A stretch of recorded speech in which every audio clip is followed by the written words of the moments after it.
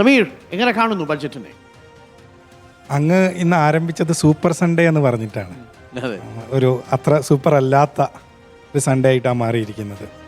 ഏറ്റവും അടിസ്ഥാനപരമായിട്ടുള്ളൊരു കാര്യം, നമ്മുടെ ഈ ബജറ്റിൽ തൊട്ടു മുമ്പ് പ്രഖ്യാപിച്ച 2 സ്കീമുണ്ട്. സ്കിൽ ഇന്ത്യ പ്രോജക്റ്റും അതുപോലെ ഇന്റേൺഷിപ്പ് സ്കീമും. അത് രണ്ടിൻ്റെയും റിസൾട്ട് നമ്മൾ പരിശോധിച്ചാൽ ഇന്റേൺഷിപ്പ് പ്രോഗ്രാം 1 കോടി ആളുകൾക്കാണ്. 1 കോടി ഉദ്യോഗാർത്ഥികളായ ആളുകൾക്ക് ഇന്റേൺഷിപ്പിലൂടെ ജോലി കിട്ടുമെന്ന് പറയുന്ന ലക്ഷത്തിന് താഴെയാണ് വന്നിരിക്കുന്നത്. ആ തരത്തിലുള്ള ഒരു എംപ്ലോയബിൾ ആക്കുന്ന രീതിയിലുള്ള ഒരു ഇനീഷ്യേറ്റീവും ഈ ബജറ്റിൽ വന്നില്ല. ഫാമേഴ്സിനെ കൊണ്ടുപോകുന്നത് AI-യിലേക്കും ടെക്നോളജിക്കൽ അപ്ഗ്രേഷനാണ്. മാർജിനലൈസ്ഡ് ആയിട്ടുള്ള ആളുകളെ ഇൻസെൻറ്റിവൈസ് ചെയ്ത് മുന്നോട്ട് കൊണ്ടുവന്നിട്ട് വേണം AI-യിലേക്ക് കൊണ്ടുപോകാൻ. ഒന്നും ഉണ്ടായിട്ടില്ല. റെയിൽവേ ഹൈ സ്പീഡ് കോറിഡോർ നമുക്ക് കിട്ടിയില്ല.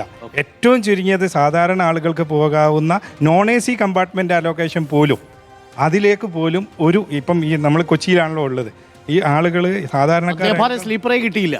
നേരത്തെ വന്ദേ ഭാരത് സ്ലീപ്പർ വന്നപ്പോൾ അതും കിട്ടിയില്ല. ഇപ്പോൾ അതിവേഗ റെയിൽ കോറിഡോറും കിട്ടി. സമ്പൂർണ്ണ നിരാശ.